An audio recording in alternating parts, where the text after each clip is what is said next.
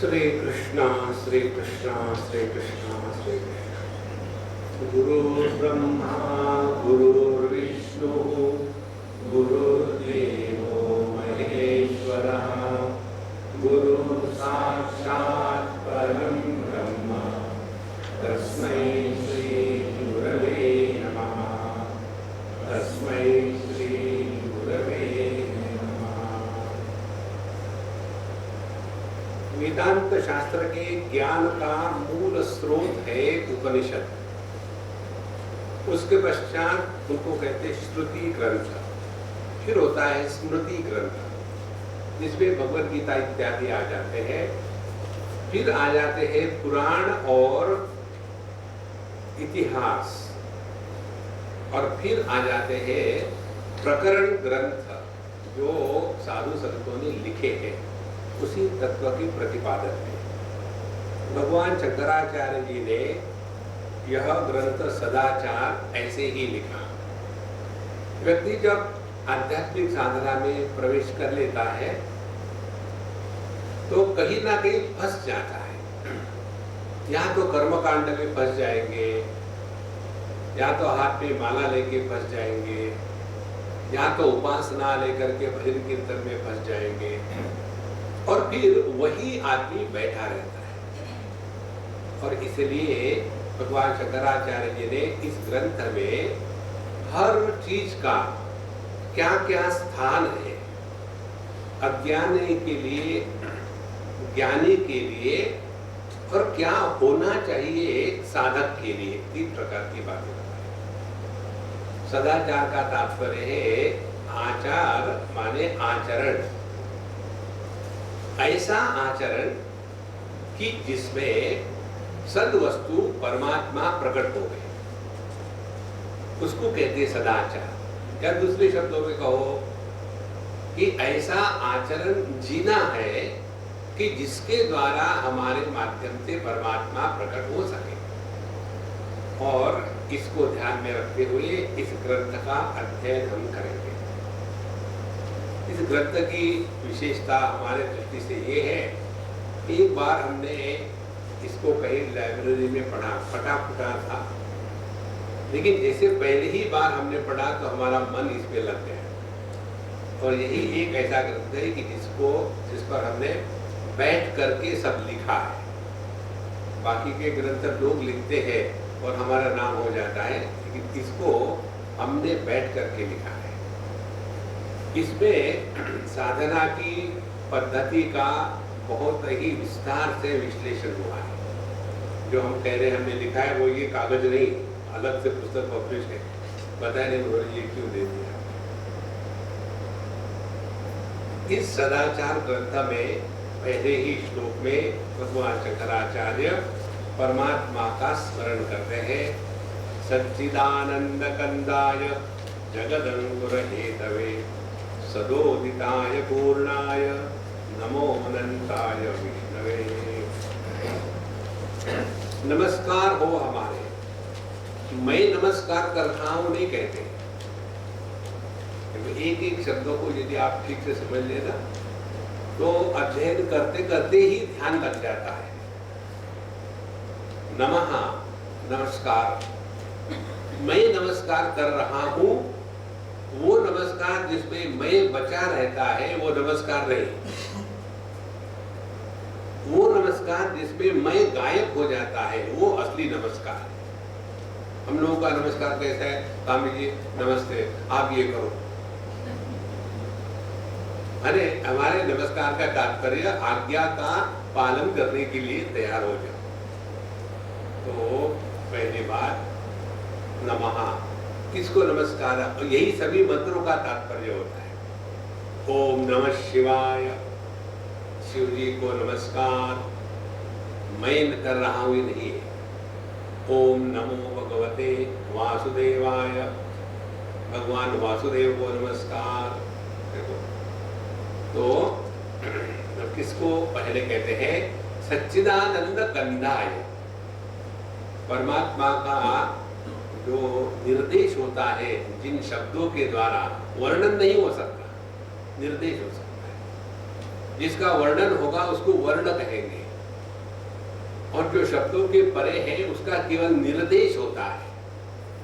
इसीलिए किसी भी उपनिषद में इत्यादि परमात्मा का वर्णन कहीं नहीं आता, केवल निर्देश मात्र आ जाता है। तो कहते हैं सत चित और आनंद।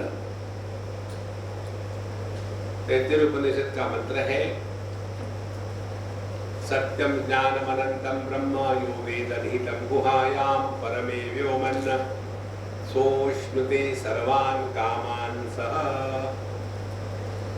परमात्मा सच्चिदानंद स्वरूप से ही लखाया जाता है और लखाने के बाद जो व्यक्ति उसको अपने स्वरूप से पहचानता है उसके जीवन की सभी कामनाएं युगपत संपूर्ण हो जाती है।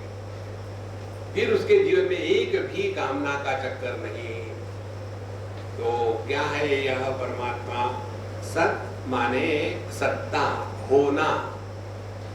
दूसरा है चित माने होने का भान होना। अब इसको अपने पर घटाओ। हम हैं और इसका हमको भान है। और यह जो अनुभूति है अपना होना और होने का भान होना, ये सीक्वेंस में नहीं है, ये साइमल्टेनियस है। तो सच्चित, जिस अनुभूति में सत और चित, होना और भान एक हो जाते हैं, उस अनुभूति को आनंद कहते हैं। देखो, कोई एक वस्तु है, रसगुल्ला है, अब उसका अनुभव नहीं आया क्योंकि प्लेट में है, मुंह में नहीं है। और जब वही रसगुल्ला उठ करके जिह्वा पर आ जाता है तो अपने आप समाधि लग जाती है। मुंह के साथ साथ आंखें भी बंद हो गई, क्योंकि सत्ता और ज्ञान, अब इन दोनों का भेद समाप्त हो गया। जिस अनुभूति में सत्ता और ज्ञान इनका भेद समाप्त हो जाता है, उस अनुभूति को आनंद कहते हैं, सच्चिदानंद। अच्छा महाराज, यह सच्चिदानंद कैसा है? क्या इसका कोई बीज है? आम होता है ना, तो आम में गुठली होती है। तो यदि आप गुजराती हो तो पहले तो उस आम को मसल मसल करके हाथों से उसके पल्प को अलग कर लेते हैं। फिर गुठली को फेंको ना, नहीं, गुजराती नहीं फेंको, उसको फिर नहलाते हैं गंगा जल गुठली को, और धो धा करके, अब जिसमें से कुछ निकल ही नहीं सकता, उसको फिर तड़का देते हैं और कहते हैं फजीता, खाने वाले का।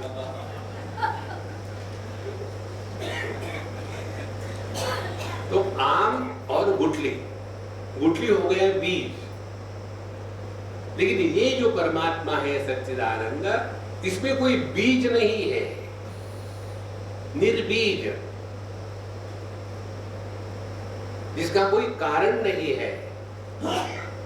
देखो, अब ऐसा ढूंढ के निकालो, ऐसा क्या है कि जिसका कोई कारण होते हुए भी कारण नहीं है, क्योंकि यही सबका कारण है। वो होता है कंद। कंद माने पोटैटो, आलू। तो आलू में बीज कहाँ होता है? जैसे आम में बीज अलग से दिखता है, वैसे आलू में नहीं दिखता। तो हमको आलू को यदि बोना है तो हम क्या करते हैं? पूरे आलू को रख देते हैं, क्योंकि उस आलू में सब जगह में यह जो बीजत्व है ये व्याप्त है। इसी प्रकार से सच्चिदानंद कंद, जो सब में व्याप्त है, जिसमें किसी भी प्रकार का भेद नहीं है। जैसे आलू में बीज और जो ट्यूबर है उसमें भेद नहीं होता। तो जो कार्य कारण के परे है, जो एकमेवा द्वितीय है, जो अनंत है, ऐसे सच्चिदानंद कंद को हमारा नमस्कार। अब यह जो परमात्मा है सच्चिदानंद कंद, यही जगदंकुर हेतवे, यही जगत अंकुर का हेतु है। हेतु माने कारण। यह संपूर्ण जगत जिससे प्रकट हुआ है वह यही परमात्मा है सच्चिदानंद। उनको हमारे नमस्कार। जगदंकुर हेतवे। अज्ञात वस्तु का ज्ञान ज्ञात के संदर्भ से कराया जाता है। एक व्यक्ति आपको बता दे, भाई आप गुप्ता जी को जानते हैं क्या? नहीं भाई, नहीं जानते हो। ये गुप्ता जी ना है, ठीक है। मालूम है कौन है? मुझे नहीं मालूम। अपने वो जो कपूर साहब है, अच्छा वो उनके जवाई है। अच्छा हो गया चेतावनी दे दी। देखो, अब हमको ये जो गुप्ता जी है जिनके बारे में कुछ मालूमात नहीं थी, उनको हमने कपूर साहब जिनको हम अच्छी तरह से जानते हैं, उनके मारे हुए तुरंत पहचानते हैं। इसी प्रकार से हम जानते क्या है? दुनिया को जानते। तो इस दुनिया का जो कारण है वह परमात्मा है। ऐसे परमात्मा को केवल आत्मभाव से ही नमस्कार किया जाता है। जगदंकुर हेतवे सदोदिताय, जो हमेशा है, सदा उदिताय, जिसका कभी अभाव नहीं होता, जो नित्य निरंतर बना रहता है। सदोदिताय पूर्णाय, और जो अपने आप में पूर्ण है, इसमें कोई कमी नहीं है। पूर्ण वो होता है कि जिसमें कुछ ऐड नहीं किया जा सकता। पूर्ण वो होता है जिसमें से कोई निकाला नहीं जा सकता। ऐसे परमात्मा को नमस्कार। और ये कैसा है? अनंत है। अनंत है माने सदा उदित और अनंत, जिसका आदि अंत नहीं है, और इसीलिए जो अपने आप में पूर्ण है, ऐसे परमात्मा को विष्णवे, जो सब में व्याप्त है, ऐसे परमात्मा को हमारा नमस्कार। अब इस नमस्कार में हमने संपूर्ण विश्व का स्मरण किया है, जगत का स्मरण किया है, और जगत के स्मरण के द्वारा प्रभु का स्मरण किया है। फिर प्रभु के अनुभूति का स्मरण किया है। कौन सी? भगवान की अनुभूति है हम सब में।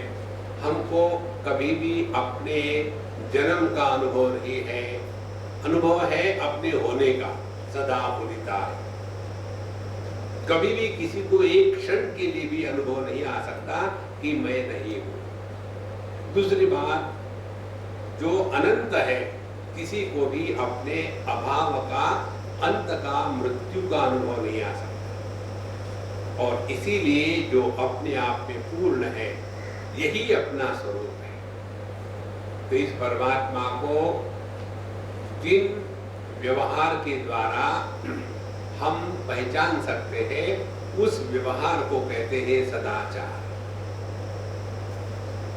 तो ऐसे परमात्मा को नमस्कार। अब दूसरे श्लोक में कहते हैं सर्व वेदांत सिद्धांत ग्रथितम निर्मलम शिवम सदाचारम प्रवक्ष्यामि योगिनाम ज्ञान सिद्धये। इसको कहते हैं अनुबंध चतुष्टय। इस पुस्तक पर जो छपा हुआ है कमेंट्री, उसका अध्ययन करना। इसमें बहुत सूक्ष्मता से और बहुत विस्तार से विचार किया गया है। इसका सूक्ष्मता से अध्ययन करो ना, तो वेदांत शास्त्र की सभी बातें आपको एक हैंडबुक के जैसे हाथ में आ जाएगी। इसको विस्तार से अध्ययन करने के पश्चात अभी कुछ बचा नहीं रहता। तो पहले कहते हैं इस ग्रंथ का अनुबंध चतुष्टय क्या है? अनुबंध चतुष्टय कहते हैं जिसमें 4 बातों का निर्णय होता है।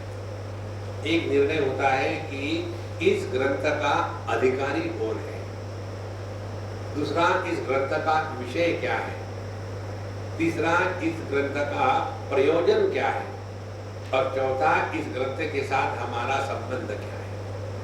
तो अधिकारी, विषय, प्रयोजन और संबंध, इन 4 बातों को इसमें विस्तार से बताया है। पहली बात, अधिकारी कौन है? योगिनाम ज्ञान सिद्ध है। योगी इसका अधिकारी है। कौन सा योगी? रामदेव बाबा वाला नहीं। रामदेव बाबा वाला योगी दातुन करेगा, बाथरूम को जाएगा, दिन में 4 बार नहाएगा, वो नहीं। योगी माने जो योग्य है। देखो, भक्त कौन होता है? जिसमें भक्ति होती है। योगी माने जिसमें योग्यता होती है। और कौन सी योग्यता है? भगवान श्री कृष्ण के अनुसार योग की परिभाषा है, जो जीवन में दुखी होने को इनकार करता है वो योगी है। तम विद्या दुख संयोग वियोगम योग संहितम सनिश्चयेन योक्तव्यः योगः अनिर्विण्ण चेतसा। जो जीवन में दुख आने के बाद भी दुखी होने से इनकार करता है, उसी ने योग को पहचाना है, और वही व्यक्ति सब में अपने आप का दर्शन कर सकता है।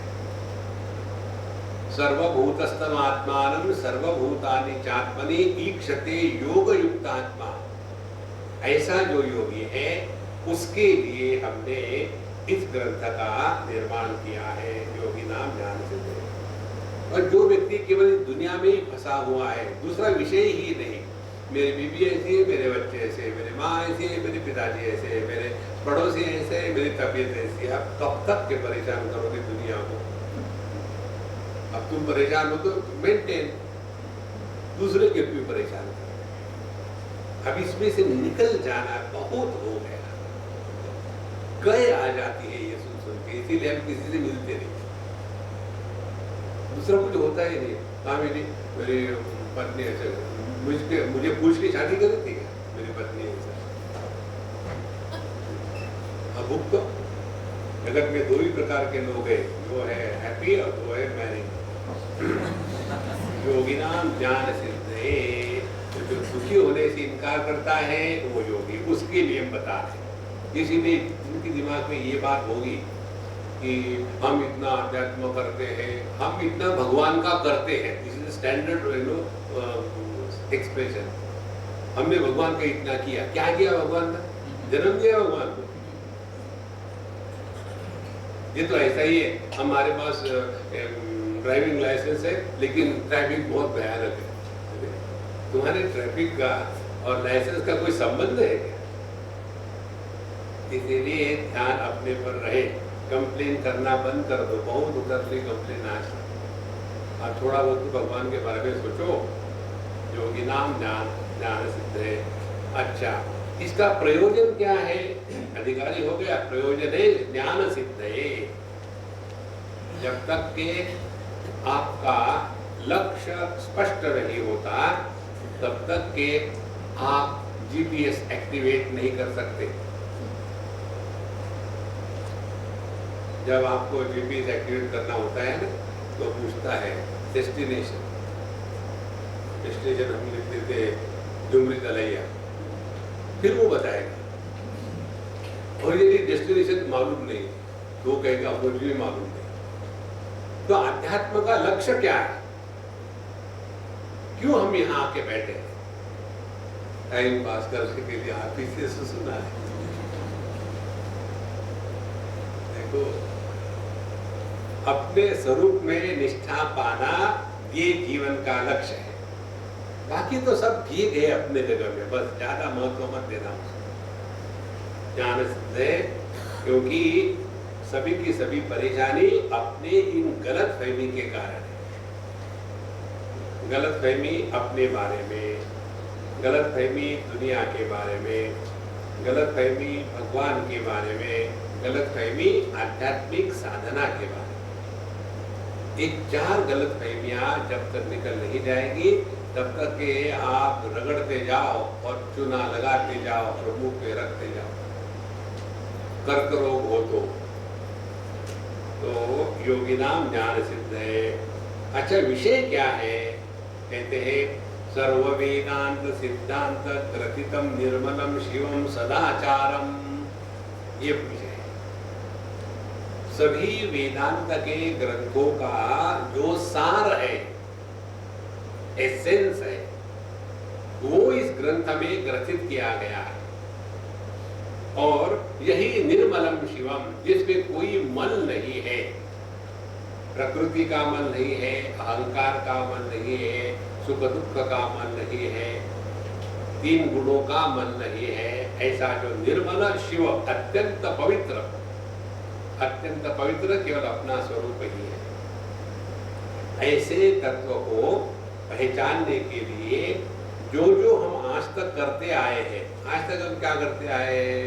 देखो, सुबह जल्दी उठना चाहिए, मुंह धोना चाहिए, टॉयलेट जाना चाहिए, नहाना चाहिए, उसके बाद पूजा पोथी करनी चाहिए, भगवान का नाम लेना चाहिए, गायत्री का जप करना चाहिए। अब ये मैकेनिकली चल रहा है, तो इसका क्या अर्थ है? इसको कहते हैं नित्य कर्म। तो अपने नित्य कर्मों का तात्पर्य क्या है? जब तात्पर्य समझ में आ जाता है तो जीवन में उसी वस्तु का अनुभव भिन्न हो जाता है। जैसे एक उदाहरण दिया, त्रिपुरा रहस्य इस ग्रंथ में स्पष्ट लिखा है कि प्रत्येक व्यक्ति रोज दिन में दर्जनों बार निर्विकल्प समाधि का अनुभव करता है, हर एक व्यक्ति। लेकिन यह निर्विकल्प समाधि है, ये उसको पता नहीं। तो जिस वस्तु की उपलब्धि होनी हो, उपलब्धि हमेशा ज्ञानात्मक होती है। कोई भी उपलब्धि हो, जैसे कल्पना करो मेरे पीछे एक सांप आके ऐसा बैठा है, मेरे लिए तो है नहीं, और आप देख रहे हो, आप कहेंगे हमें नहीं हिलना मत, क्यों नहीं हिलूं? ये आपके पीछे सांप है। जैसे आपने कहा मेरे पीछे सांप है, वो ज्ञान में प्रकट हो गया, फिर मैं डर गया, नहीं हिलना था तो हिलने लग गया, और फिर धीरे से हट करके देखा वो प्लास्टिक का है। तो किसी भी वस्तु की उपलब्धि हमेशा ज्ञानात्मक होती है। श्रुति ज्ञानान्न मुक्ति ही परिषद कहती है। इसीलिए सर्व वेदांत सिद्धांत ग्रथितम निर्मलम शिवम सदाचारम, यह इस ग्रंथ का विषय है। और प्रवक्ष्यामि, प्रवक्ष्यामि शब्द का अर्थ दो प्रकार से होता है। वच धातु से भविष्य काल का रूप बनता है, और वह धातु से भविष्य काल का रूप बनता है, और उसके पीछे प्र लगा दिया। प्र माने विद इंटेंसिटी, प्रकर्षेण वक्ष्यामि। तो क्या इसका तात्पर्य हुआ? मैं आपको इस प्रकार से बताऊंगा कि आपको इसका अनुभव आके ही रहेगा। माने बताने की जिम्मेदारी मेरी और आपको अनुभव कराने की जिम्मेदारी मेरी। भगवान शंकराचार्य के सामने हम होते तो ये शब्द का प्रयोग नहीं करते, क्योंकि हम तो भगवान के लिए चैलेंज है। ट्राई करो, कितने महात्मा आके चले गए, असंगो हम असंगो हम। प्रवक्ष्यामि, तो इसका संबंध क्या हो गया? जिसके बारे में इस ग्रंथ में विचार करा जा रहा है वह विषय हम स्वयं है। हमको हमारी पहचान कराई जा रही है। कहीं बादलों के ऊपर जाकर के वहां स्वर्ग में भगवान का दर्शन होगा, ये भ्रांति दिमाग से निकाल डालो। देखो, स्वर्ग माने कोई स्थान विशेष नहीं होता। जैसे गुफा, केव माने कोई स्थान विशेष नहीं होता। लेकिन आप देखेंगे कितने लोगों के दिमाग में यही है, हम हिमालय में जाकर के गुफा में बैठ करके मेडिटेशन करेंगे। तुम अकेले थोड़ी हो, वहां काफी मच्छर में बैठे हुए हैं, और वो फिर झगड़ा करेंगे, मेरी जगह क्यों आ गया, काटना शुरू करेंगे।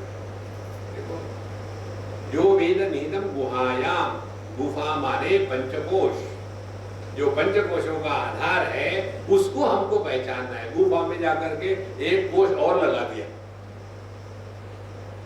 तो इसी प्रकार से यह प्रवक्ष्यामि, यहाँ जो बताया जा रहा है ये किसी वो भगवान का नहीं बताया जा रहा है कि जो ऊपर रहता है और हमारे पास होम्योपैथिक डोसेज भेज देता है दुख को। ऐसा कभी नहीं, ये अपना ही स्वरूप है। यही हमारा संबंध है कि जिसके बारे में बताया जा रहा है और जिसको बताया जा रहा है, ये एक ही तत्व है। जब तक के आत्मरूप से तत्व का ग्रहण नहीं होता, तब तक के डर डर के रहेंगे। डर डर के तीन प्रकार से रहते हैं। एक प्रकार है धर्म अधर्म, दूसरा प्रकार है कार्य कारण, और तीसरा प्रकार है आगे जाके क्या होगा। इन तीनों के जो परे है वही तत्व का इच्छुक है। हमारे नचिकेत महाराज ने यही कहा था, अन्यत्र धर्मात् अन्यत्र अधर्मात्, अन्यत्र अस्मात् कृता कृता, कार्य कारण के परे जो है, अन्यत्र भूताच्च भव्याच्च, जो भूत भविष्य वर्तमान इत्यादि के परे है, यत् तत् पश्यसि, जो आपका अपना अनुभव है वो मुझे दो। इसीलिए संबंध क्या हो गया? संबंध जिस विषय का प्रतिपादन हो रहा है वो हम ही हैं, हमारे ही बारे में सब बोला जा रहा है। एक सज्जन ने आके आपको पूछा, स्वामी जी मुझे सत्संग में जाने को अच्छा लगता है, मेरे घर के किसी लोगों को नहीं अच्छा लगता, तो मुझे ही क्यों अच्छा लगता है? वो मुझे पूछते हैं उनको क्या अच्छा लगता है? काम काम चले जाते हो। तो मुझे इसका उत्तर ही मालूम नहीं, क्या अच्छा लगता है, मैं क्यों आता हूँ यहाँ? हमने कहा देखो, घर में तो दिन भर तुमको डांट पड़ती है, मूर्ख कहते हैं, बेवकूफ कहते हैं। सत्संग में ही जब आते हो ना, तब कहते हैं सत्संग में तुम साक्षात सच्चिदानंद परम ब्रह्म परमात्मा हो। ये कहाँ सुनने को मिलता है? और इसीलिए सत्संग में आने को अच्छा लगता है। कम से कम एक तो जगह है कि जहाँ कहते हैं कि हाँ भाई तुम भगवान स्वरूप हो, लोग पहचानते नहीं, महात्मा जी पहचानते। अब इसके पश्चात 12 प्रकार के जो सदाचार है, उदाहरण के लिए यहाँ उसका वर्णन किया है। तो इसका वर्णन होने के पहले हम एक शॉर्ट में आपको बता दें, ये जो बताया जा रहा है इसका 3 प्रकार से अर्थ हमको करना है। इसका अर्थ अज्ञानी के लिए क्या होता है, इसका अर्थ ज्ञानी के लिए क्या होता है, और इसका अर्थ साधक के लिए क्या होना चाहिए। एक ग्रंथ में हम कहीं पढ़ा रहे थे, वहां बताते हैं कि ये ग्रंथ ज्ञानी के लिए नहीं है, ये ग्रंथ अज्ञानी के लिए भी नहीं है।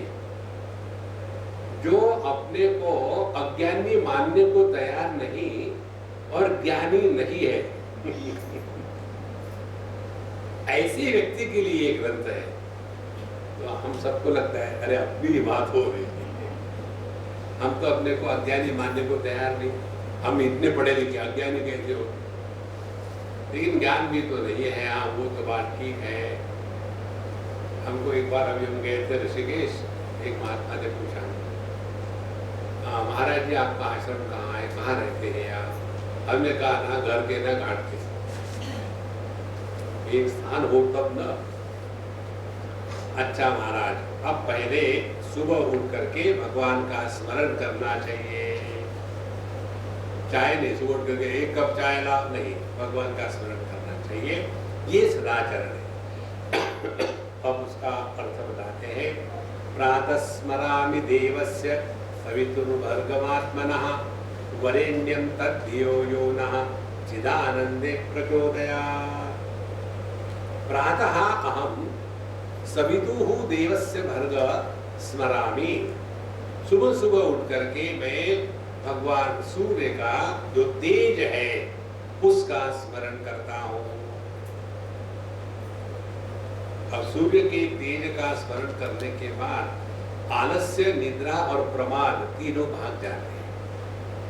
ये हमारे जीवन के 3 सबसे बड़े दुश्मन हैं।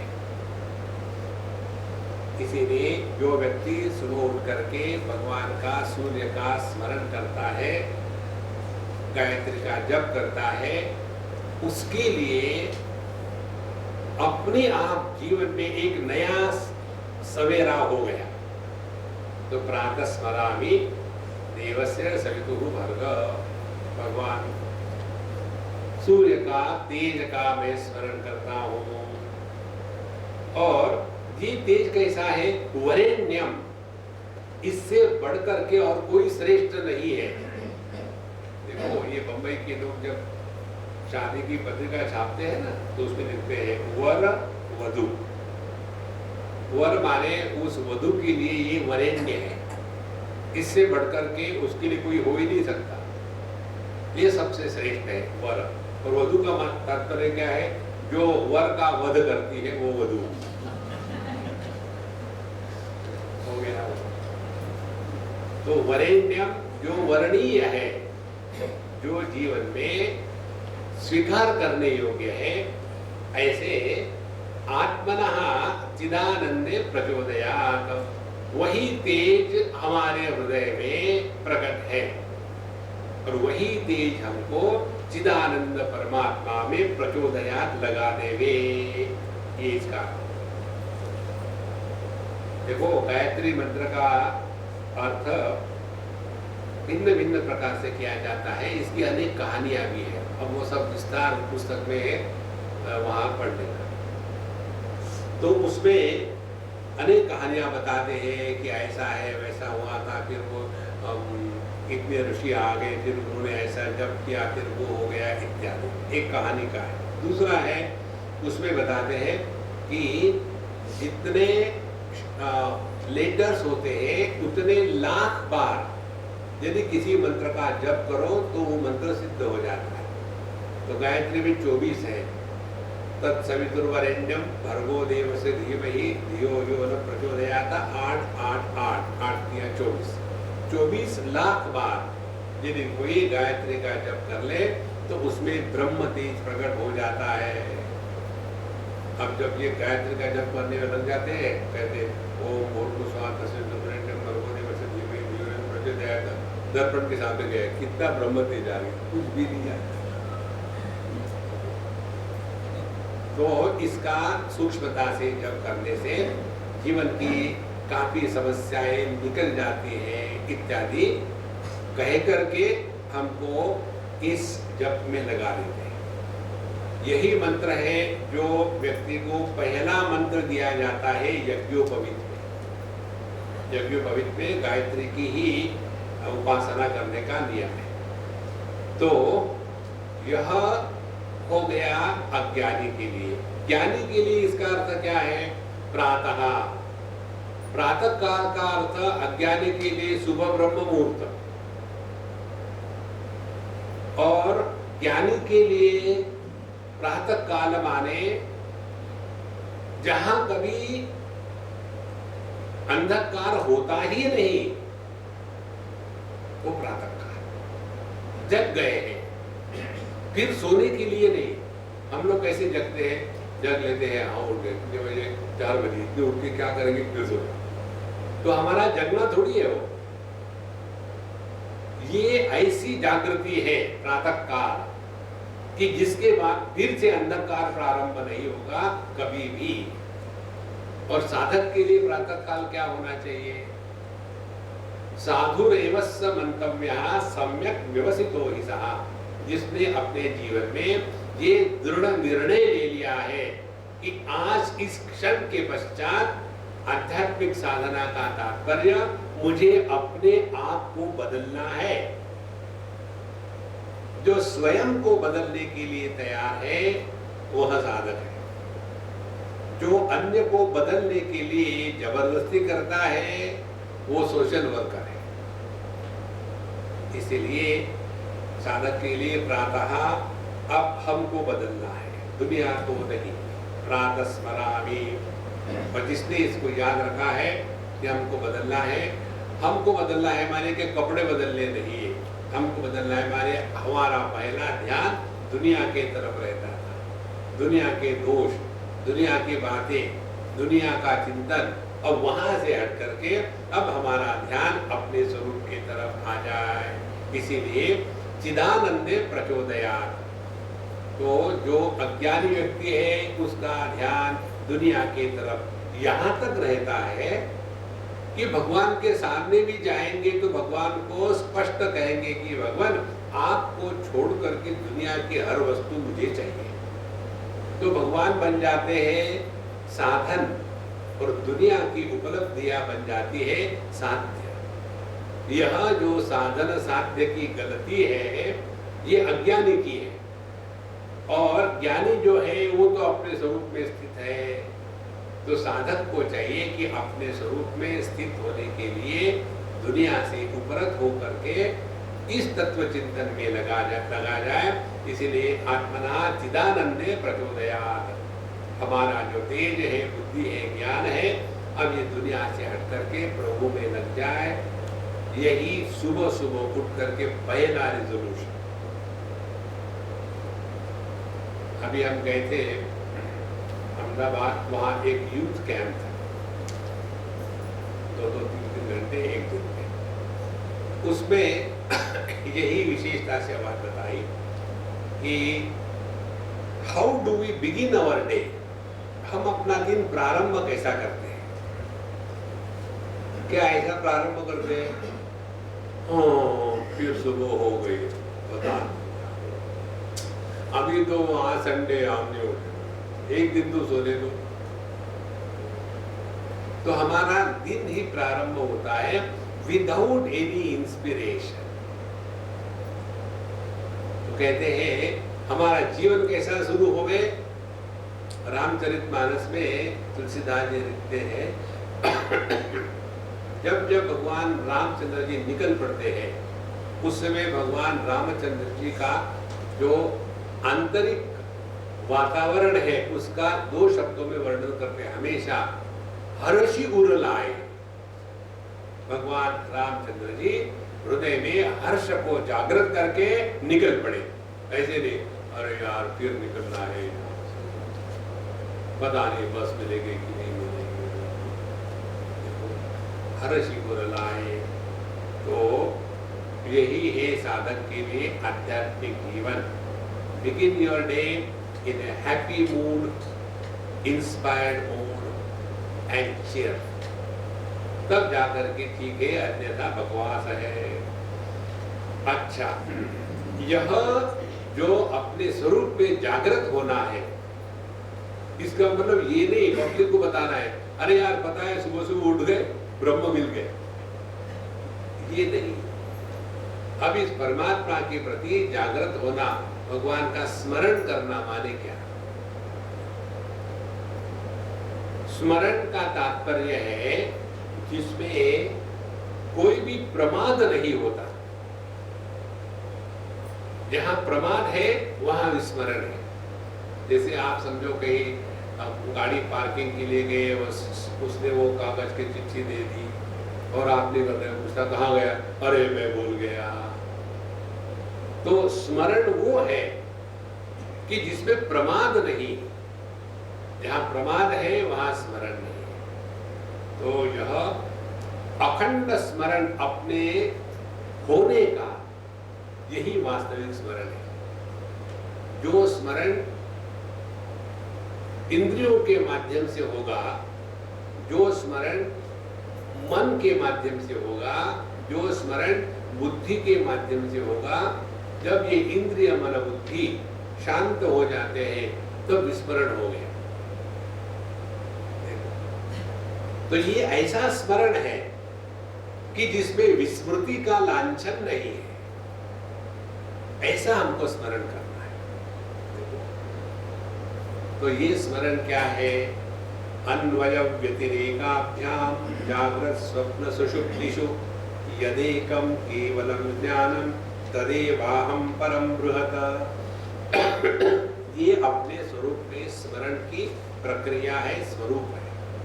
क्या कहते हैं, जागृत स्वप्न सुषुप्तिषु, जब हम अपने अनुभूतियों की बात करते हैं तो अपनी अनुभूतियों में 3 प्रकार के अनुभव आते हैं। एक है जागृत का, दूसरा स्वप्न का, तीसरा सुषुप्ति का। जागृत अनुभव वो होता है जिसमें शब्द और उसका अर्थ अलग अलग होता है, और जिस अनुभूति में देह के साथ तादात्म्य, इंद्रियों का व्यापार और मन का जुड़ा रहना, ये सब के होने से जो अनुभव आता है उसको जागृत अनुभव कहते हैं, जागृत अवस्था। फिर स्वप्नावस्था वो है जिसमें हर चीज केवल विचारात्मक होती है, वृत्त्यात्मक होती है।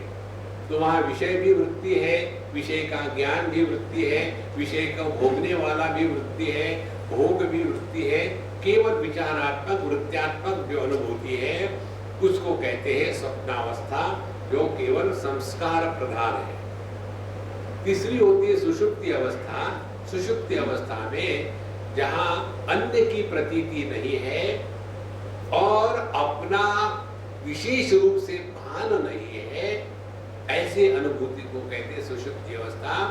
अहम किमपि न जानामि, मैं कुछ भी नहीं जानता, इस प्रकार से जो अनुभूति है उसको सुषुप्ति अवस्था कहते हैं। अब यहाँ कहते हैं जागृत स्वप्न सुषुप्तिषु, इन तीनों अवस्थाओं में जब एकम केवलम ज्ञानम, जो केवल एकमात्र ज्ञान है, केवल का तात्पर्य जिस ज्ञान में जागृत स्वप्न सुषुप्ति ये भेद नहीं है।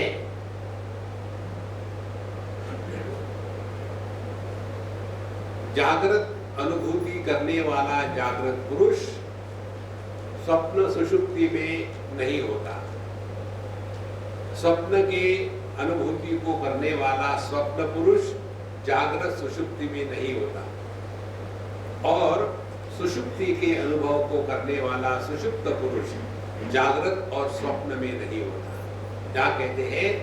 यद एकम केवलम ज्ञानम, लेकिन एक ऐसा तत्व है जिसके लिए जागृत स्वप्न सुषुप्ति और उसके 3 व्यक्तित्व, जागृत पुरुष, स्वप्न पुरुष और सुषुप्त पुरुष, इन तीनों का भेद जिस ज्ञान में नहीं है, वह एकमात्र ज्ञान बृहत, वही ज्ञान सब में है। बृहत माने सबसे बड़ा। जागृत केवल जागृत में ही सीमित है, स्वप्न केवल स्वप्न में ही सीमित है, सुषुप्ति केवल सुषुप्ति में ही सीमित है। लेकिन एक ऐसा ज्ञान है जो जागृत को भी प्रकाशित करता है लेकिन जागृत पुरुष नहीं बनता, जो स्वप्न को भी प्रकाशित करता है लेकिन स्वप्न पुरुष नहीं बनता, जो सुषुप्ति के अभाव को भी प्रकाशित करता है लेकिन जो कभी सोता नहीं क्योंकि उसका कभी अभाव नहीं होता, ऐसा जो एक ज्ञान है वह ज्ञान तदेव अहम, वही मेरा स्वरूप है। इसको कहते हैं अन्वय व्यतिरेकाभ्याम।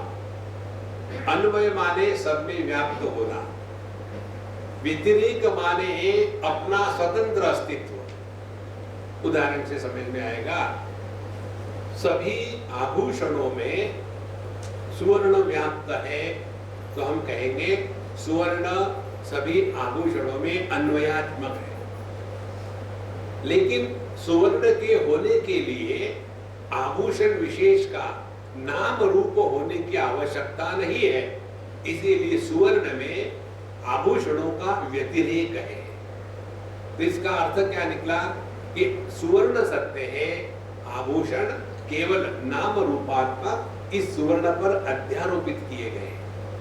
इस प्रकार से अन्वय व्यतिरेकाभ्याम। अब इसको अपने रोज के उदाहरण से समझ लो। आदमी अखंड है, अब उस पर पिताजी की उपाधि चढ़ा दी तो वो बन गया पुत्र। फिर ये पुत्र का जीवन भिन्न है, ये पुत्र बड़ा हो गया, माँ बाप के लिए शादी करी, झूठ बोलने की भी कोई हद होती है, माँ बाप के लिए शादी करी, शादी करने के बाद पत्नी की उपाधि को धारण किया, अच्छे खासे आदमी का पति पावन सीताराम बन गया। अब ये जो पति है उसका जीवन भिन्न है, पुत्र का जीवन भिन्न था, पति का जीवन भिन्न है। पुत्र का जीवन ये था बाप को परेशान करे, और पति का जीवन क्या है? परेशानी मोल ले। और फिर पुत्र हो गया, अब पुत्र की उपाधि को धारण किया तो पिता बन गया। तो जैसे ये तीन अनुभूतियां भिन्न है, एक है पुत्र की अनुभूति, दूसरी है पति की, तीसरी है पिता की। इन तीनों में जो व्याप्त है वो आदमी है। इसी प्रकार से जो जागृत की अनुभूतियों का प्रकाशक है, आधार है, वही स्वप्न का और वही सुषुप्ति का। जो आदमी पुत्र को आधार दे रहा है, वही पति को आधार दे रहा है, और वही पिता को आधार दे रहा है। तो ये तीन उपाधियों को धारण करने के कारण वो तीन प्रकार से कहा जाता है, लेकिन होता एक ही है। इसी प्रकार से जो जागृत, स्वप्न, सुषुप्ति इन तीनों का प्रकाशक है, लेकिन इन तीनों के द्वारा जो प्रभावित नहीं होता, तदेवाहम परम बृहत्, वही अनंत स्वरूप बृहत्, बृहत् माने बिगर दैन द बिगेस्ट, वही परमात्मा, वही ब्रह्मन मेरा स्वरूप है। अब इसको जीवन में उतारना कठिन नहीं है। जैसे कैसे करना है इसके लिए एक ही सिंपल टेक्निक है, और वो ये है कि नाटक करना, बाकी कुछ नहीं करना। जैसे पिताजी के सामने गए तो पुत्र बन गए, तो बाबूजी बाबूजी बाबूजी चुप हो गया। फिर पत्नी के सामने गए तो चुप रहेगा, बोलना ही, नाटक ही तो करना। क्योंकि पिताजी को जरा नम्रता से बात करो तो खुश होकर के वो प्रॉपर्टी दे देंगे। पत्नी के सामने मुंह खोला, प्रॉपर्टी तो छोड़ो, लाइफ ले लेंगे, इसलिए चुप बैठो। और फिर पुत्र के सामने गए, दोनों का बदला निकालो, डांटते रहो, वो तो तीन नाटक ही तो चल रहे हैं, और क्या चल रहे हैं? तो यह जो आदमी है ये सब में व्याप्त है, परम बृहत्। तो जब हमको ये मालूम है कि अब पिताजी के सामने तो थोड़ी देर के लिए नाटक करो ना, पत्नी के सामने थोड़ी देर के लिए नाटक करो। मुझे किसी ने एसएमएस भेजा था 2-4 दिन पहले पत्नी के बारे में, I can no longer tolerate the makeup things that she collects in the house, but at the same time I cannot tolerate her without makeup. इसलिए अपने आप को इन उपाधियों से अलग करके, जो इन उपाधियों का आधार है वहां रखो, फिर टाइम पास बढ़िया हो जाए। तो यदेकम केवलम ज्ञानम तदेवाहम परम बृहत्। फिर ये दुनिया क्या है? फिर अपने अनुभूतियों का विश्लेषण इतना सुंदर हुआ है यहाँ। ज्ञानाज्ञान विलासोयम ज्ञानाज्ञाने च पश्यति, ज्ञानाज्ञाने परित्यज्य ज्ञानमेवावशिष्यते। अयम, ये तो दुनिया का अनुभव है ना, ज्ञान अज्ञान विलासः अयम। पहले हमको ज्ञान है कि कुछ तो भी है, लेकिन मालूम नहीं क्या है, अज्ञान या अपूर्ण ज्ञान। कुछ तो भी है, यह ज्ञान है। क्या है ये मालूम नहीं, इसीलिए अपूर्ण ज्ञान है। तो अपूर्ण ज्ञान होने के कारण हमारा मन क्या करेगा कि वहां कुछ तो भी है, पता नहीं क्या है, हो सकता सांप हो। तो ये जो सांप है ये हमारे ही मन में केवल प्रोजेक्टेड है, वास्तविक नहीं है। इसी प्रकार से यह संपूर्ण जो जगत है ना, ये केवल ज्ञान और अज्ञान इन दोनों का ही विलास है। अन्यथा एक लड़का दूसरी लड़की से प्यार करने का कोई कारण हो ही नहीं सकता। देखो, कल्पना मात्र है, वास्तविक कुछ नहीं है। तो ज्ञान ज्ञान विलासोयम ज्ञानाज्ञाने च पश्यति। तो यह संपूर्ण तब तक चलता है जब तक कि ज्ञान अज्ञान का यह गणित चल रहा है। और जब दोनों गायब हो जाते हैं, कैसे गायब हो जाते हैं? कुछ है, क्या है और कौन है, इधर चिंतन करना है। ध्यान से सुनना। ये क्या है? पता नहीं क्या है।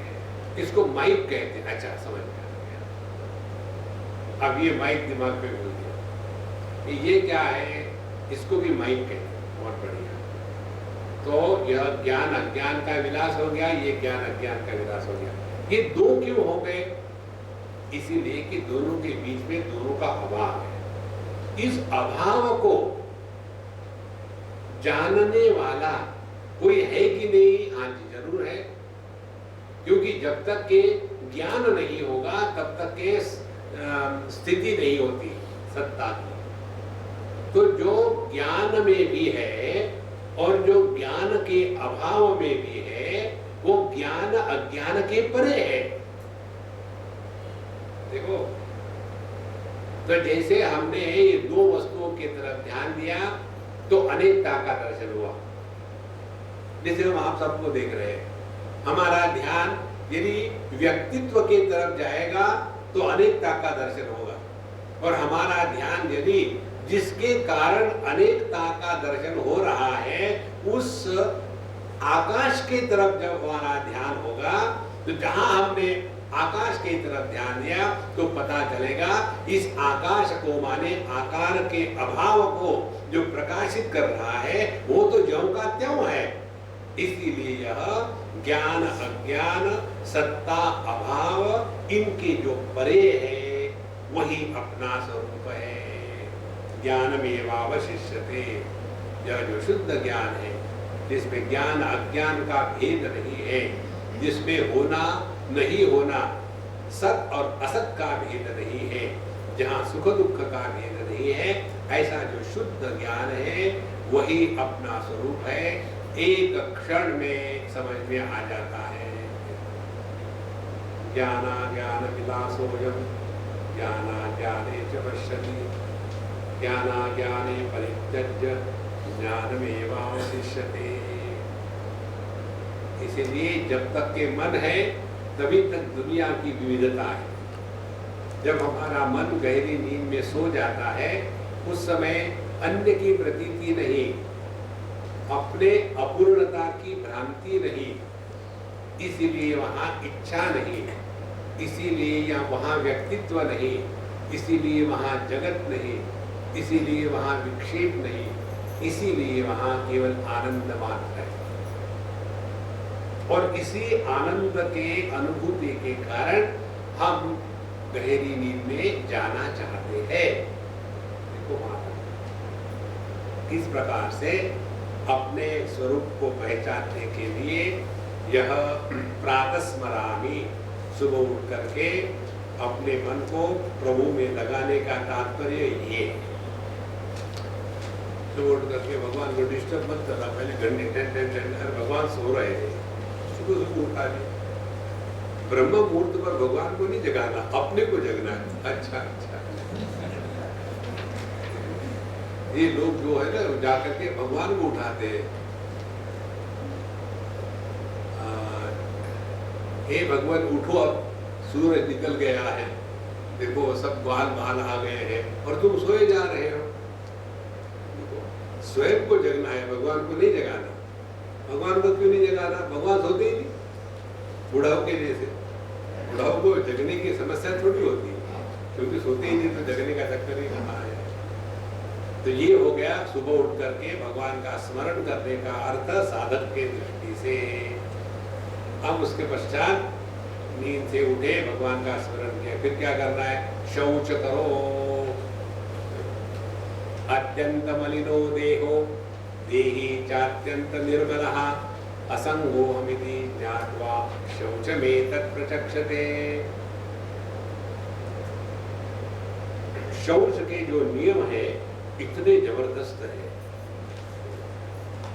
नहाने के बाद, बाथरूम से, टॉयलेट से आने के बाद इतने बार हाथ धोने चाहिए मिट्टी से, इतने बार कंडूश माने इतने बार कुल्ले करने चाहिए। यदि छोटी बाथरूम से आ जाए तो इतने बार हाथ धोने चाहिए। यदि आपने खाना खा लिया, खाना खाने के बाद इतने बार कुल्ले करने चाहिए, इतने बार हाथ धोने चाहिए, मिट्टी से धोने चाहिए, साबुन से नहीं, क्योंकि फिर वो ड्रेनेज जो है ना, जब तक ब्लॉक नहीं होगा तब तक साफ सफाई क्या होगी। इस प्रकार से इतने सारे नियम बताए गए शौच के। शौच के लिए टॉयलेट में नहीं जाना चाहिए, जंगल में जाना चाहिए और वहां जाकर के मंत्र कहना चाहिए कि हे दिक देवताओं, यहाँ जितने भी देवतागण अदृश्य रूप से उपलब्ध है, मैं आपको सबको प्रार्थना करता हूँ मेरी तरफ मत दे।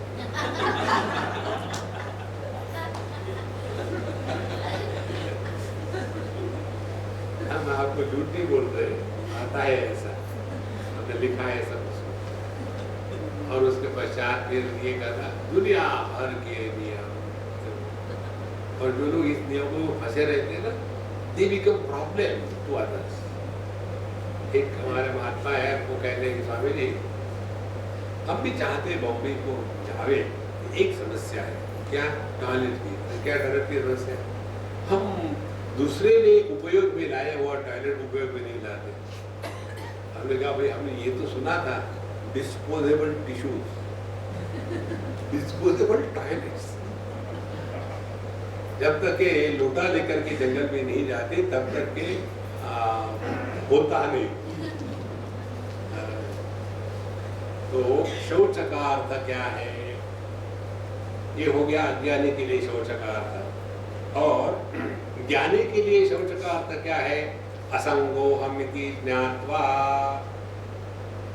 जैसे ध्यान से सुनना, प्रकाश जो बल्ब में होता है वो प्रकाश बल्ब के आकार से विकार से प्रभावित नहीं होता। जैसे दृष्टि, दृष्टि विषयों से और अपने आंखों से प्रभावित नहीं होती। यदि आंखें बंद कर दी तो दृष्टि को कोई नुकसान नहीं। यदि कैटरेक्ट आ गया तो दृष्टि को कोई नुकसान नहीं, कैटरेक्ट को हटा दो तो फिर दृष्टि आ गई। इसी प्रकार से मन, चाहे अच्छे विचार रहे बुरे विचार रहे, कोई भी विचार मन पर प्रभाव नहीं डालता। उसी प्रकार से हमारा जो स्वरूप है सच्चिदानंद, चाहे जागृत रहे, स्वप्न रहे, सुषुप्ति रहे, समाधि रहे, इन भिन्न प्रकार की अनुभूतियों के द्वारा जो प्रभावित नहीं होता वह असंग परमात्मा स्वरूप मैं हूँ। इसी को कहते हैं वास्तविक शौच। शौच का तात्पर्य दो प्रकार से होता है। एक बार हम केदारनाथ गए थे, बहुत पुरानी बात है, और वहाँ एक टॉयलेट पर बोर्ड लिखा हुआ था। तो बोर्ड लिखते हैं शौचालय, तो उन्होंने वो बोर्ड को 2 लाइनों में लिखा, इतना बड़ा बोर्ड, शौचालय। तो श के जगह पे उन्होंने सौ लिखा था, शौचा लय, पत्नी मर गई। तो शौच का तात्पर्य बाहर की साफ सफाई और अंदर की प्यूरिटी, दो बातों को लेकर के शौच होता है। हॉस्पिटल में जो क्लीनलीनेस है उसको शौच नहीं कहेंगे। और अपने घरों में, कितने घरों में पूजा रूम होती है, उसमें कहने के लिए ही साफ सफाई होती है, लेकिन इतना भयानक गंदगी की कोई हद नहीं हो सकती। इसके यहाँ गए थे हम, जितने भी तेल की बोतलें पिछले 25 साल से इस्तेमाल की गई थी, खाली बोतलें, उनको वहां क्या करना है, भगवान को दिखाने के लिए कितना जलाया तो कर देखो। तो बाहर की साफ सफाई और अंदर की शुद्धि दोनों को मिलाकर के शौच होता है। तो कहते हैं कैसे, अत्यंत मलिनो देह, हमारा देह अत्यंत मलिन है। ये देह से ऐसी एक भी वस्तु बाहर नहीं निकलती जिसका वर्णन हम दुनिया के सामने बड़े चाव के साथ कर सके। हर छेद में से गंदगी ही निकलती, बाकी कुछ नहीं निकलता। अत्यंत मलिनो देह। और देही जो इस देह के माध्यम से प्रकट हो रहा है, अत्यंत निर्मल, उसमें देह का एक भी गुणधर्म लागू नहीं होता। देह बना रहता है, विवेक चूड़ामणि में हम लोगों ने पढ़ा है, ये 7 धातुओं से देह बना है। एक तो बाहर की चमड़ी, अंदर की चमड़ी, फिर मांस, फिर उसके ऊपर में फैट, फिर उसके अंदर में खून को दौड़ने वाली ड्रेनेज सिस्टम, फिर इसमें सब इलेक्ट्रिकल वायर लगे हुए हैं, नर्वस सिस्टम, फिर उसके पीछे में खंबा, ये अपने बोन्स है, फिर बोन्स के अंदर में एक छेद, उसके अंदर में बोन मैरो। गंदगी के सिवा कुछ भी नहीं। एक व्यक्ति अपने NRI लड़के के पास चला गया अमेरिका, तो ये लोग कहते कि बाबूजी आप जाकर के वो मॉल में बैठा करो, चाय पानी कॉफी पी लेना और हम शाम को आपको उठा लेंगे। बोले ठीक है। अब ये दोनों जाने लगे। जाने पहली बार निकले इंडिया से, अंग्रेजों को देखा नहीं, ये एक के साथ बात शुरू कर ली, कैसी हो, क्या हो, I like you very much. बोले तुमको मेरे में क्या अच्छा लगता है? बोले मुझे तुम्हारे बाल बहुत अच्छे लगते हैं, हमारे इंडिया के बाल जो है ना एकदम चुड़ैलों पे जैसे होते हैं, तुम्हारे तो गोल्डन हेयर है, मुझे बहुत अच्छे लगते हैं। बोले ले लो, उठा करके था। बोले और क्या अच्छा लगता है? बोले तुम्हारी आंखें कैसी नीली नीली है, हमारे काली काली आंखें। उसने आंखों में से वो निकाल करके दे दिया। और तुम्हारे दांत तो मोती के जैसे कड़क। तो महाराज ये देह में एक भी ऐसी वस्तु नहीं है कि जिसको लेकर के हम बड़े प्रसन्न हो जाए। गंदगी के सिवा कुछ भी नहीं। Skin deep is the beauty. थोड़ा इसको खींच लो, स्किन को देखो, गंदगी ही गंदगी। ये इसीलिए चिंतन करना है कि जिसके द्वारा देह के प्रति जो आकर्षण है वो खत्म हो जाए। दूसरे के देह को लेकर के ये नहीं कहना है अत्यंत मलिनो देह, उसके लिए दूसरी बात बताएंगे। तो जब हमारा अपने देह के प्रति आकर्षण कम होगा, तभी जाकर के ये दुनिया से हम उपरत हो सकते हैं। क्योंकि जब तक देहात्म भाव है तभी तक ये जागृत अवस्था की स्थिति है। उसी के बाद हम पति पत्नी भाई बहन इत्यादि बन जाते हैं।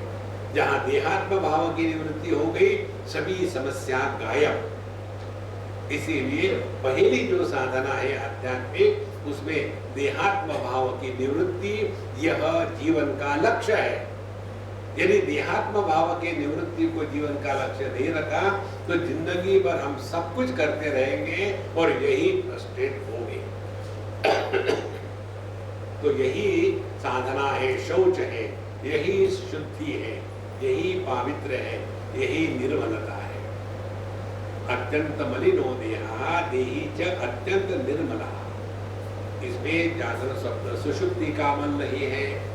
इसमें सत्व रजस तमस तीन गुणों का मन नहीं है। इसमें कर्ता कर्म क्रिया यह नहीं है। इसमें भोक्ता भोग भोग्य यह नहीं है। इसमें किसी भी प्रकार की गंदगी नहीं है, वह अपना स्वरूप है। इसको कहते हैं शौच इति ज्ञात्वा। देखो, ज्ञान की साधना में करना कुछ नहीं है, केवल समझना मात्र है। एक बात समझ लो आप, दो व्यक्ति साथ साथ प्रेम के कारण रहते हैं, ये गलत फहमी है।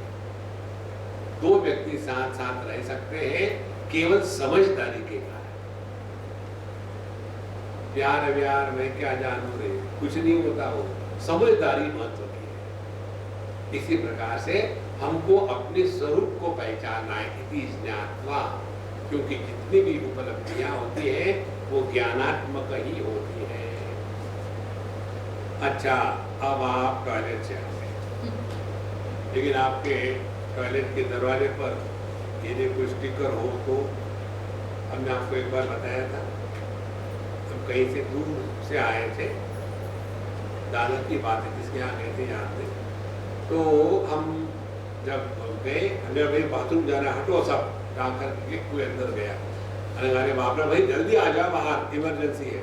हमको अंदर से आवाज आए, तब तक के बाहर एक बोर्ड लगा है, उसको पढ़ लो, मैं अभी 1 मिनट में आ रही हूँ। और बाहर के स्टिकर लगा हुआ था, how long is 1 minute depends on which side of the door you are.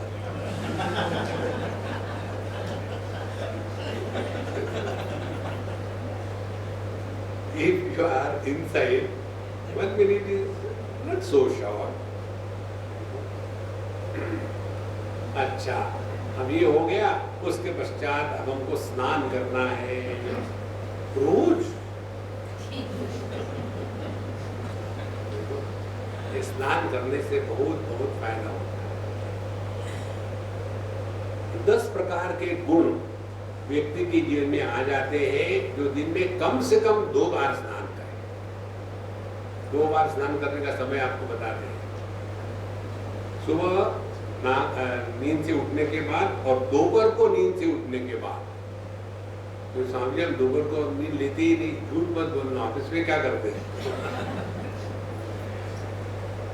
Take 2 times बाद यू फील फ्रेश। अच्छा, अब ये स्नान का क्या अर्थ है? मन मनो मीनवन नित्यम क्रीडत्यानंद वारिधौ सुस्नातः तेन भूतात्मा सम्यक विज्ञानवारिणा। अज्ञानी के लिए स्नान माने गर्म पानी, ठंडा पानी, अनेक प्रकार के स्नान है। अभ्यंग स्नान है, मंत्र स्नान है।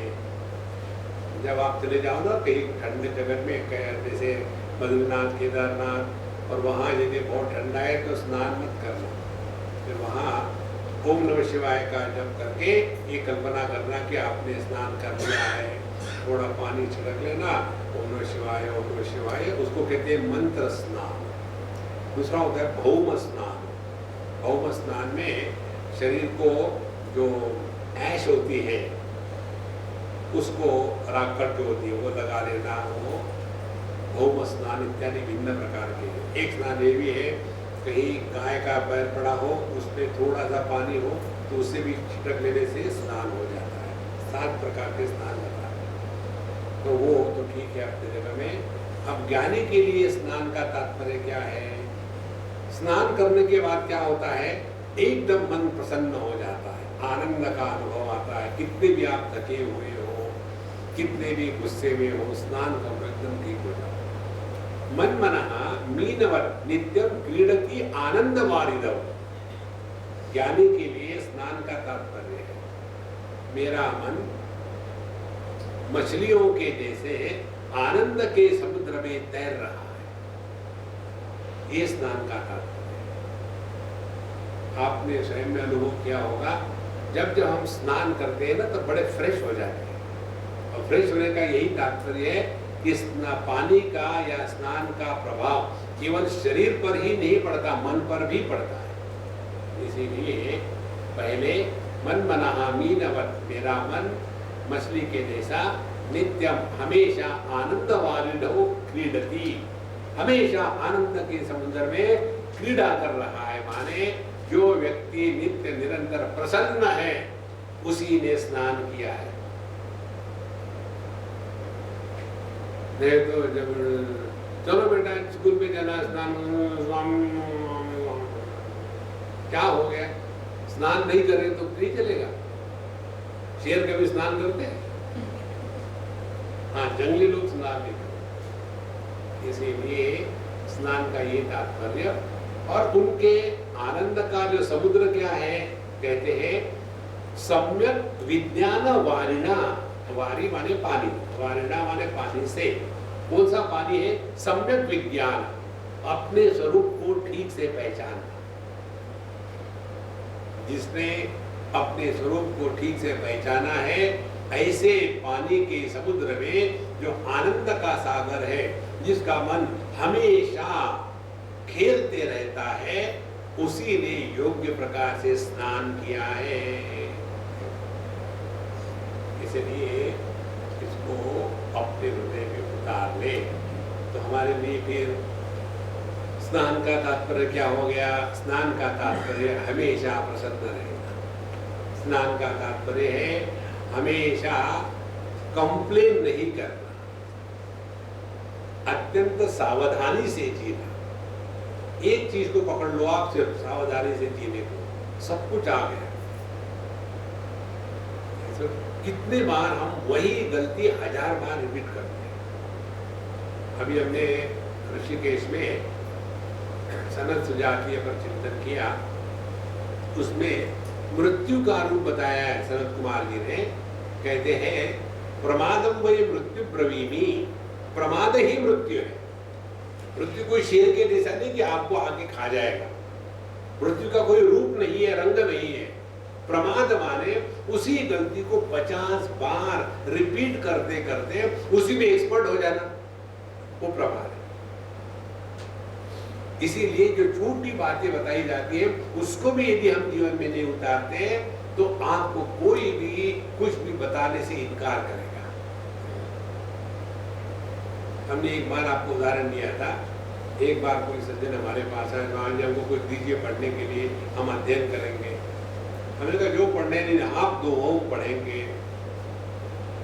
हमने कहा ठीक से पढ़ोगे? बिल्कुल, आप जैसे बताएंगे वैसा पढ़ेंगे। तो हमने एक पुस्तक दे दी। देने के पश्चात जब वो जा रहे थे, 1 मिनट इधर आना जरा, आ गए तो मैं भूल गया आपको बताने का।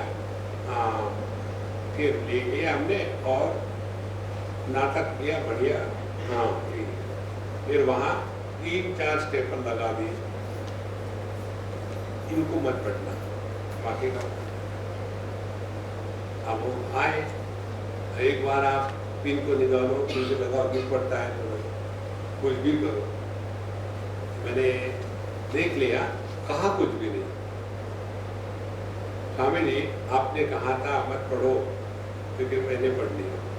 मैंने देख लिया तुमने पढ़ लिया, लेकिन उसमें कुछ ऐसी बात तो निकली नहीं कि जो मैंने नहीं पढ़नी चाहिए थी। हमने कहा ठीक है, बहुत बढ़िया है। तो फिर आपने ऐसा क्यों कहा कि इसको मत पढ़ो? हमने कहा देखो, जब आप दुनिया के टीचर के पास जाओ ना, तो आपके प्रश्नों के उत्तर देते हैं, वो आपके प्रश्नों को संबोधित करते हैं।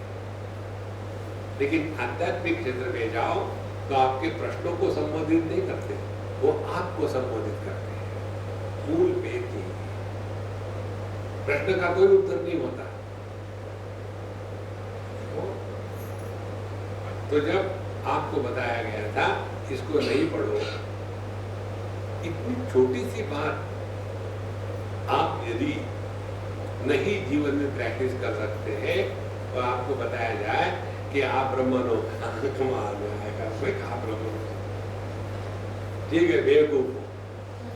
हाँ, ये जरा एट होम लगता है। इसलिए सम्यक विज्ञान वाणिना, ठीक ज्ञान तभी होगा जब हम अपने इस अनुभूति में रहने का नित्य निरंतर प्रयत्न करेंगे, तब हमने स्नान किया है। अन्यथा आर्ग्यूमेंट, लॉजिक, रीजन इसी में फंसे रहेंगे। ओम पूर्णमदः पूर्णमिदं पूर्णात् पूर्णमुदच्यते पूर्णस्य पूर्णमादाय पूर्णमेवावशिष्यते। ओम शांति शांति शांति। हरि ओम।